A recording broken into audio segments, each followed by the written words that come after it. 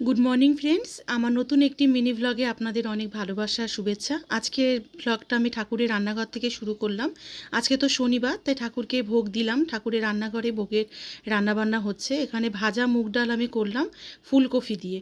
তা মুগ ডাল সিদ্ধ করে আমি জিরা বাটা দিয়ে ফোড়ন দিয়ে নিলাম, আর ফুলকপি কেটে ভেজে রেখেছিলাম সেটা দিয়ে দিলাম। আর এখানে পনিরের আলু ভাজা হচ্ছে, পনির হবে।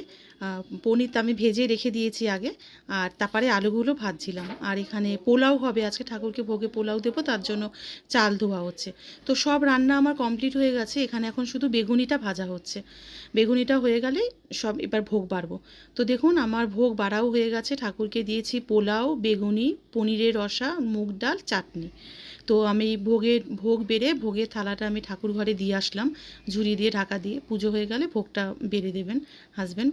তো দেখুন ভোগ বেড়ে ঠাকুরকে নিবেদন করা হয়ে গেছে। কেমন লাগলো ভিডিওটি?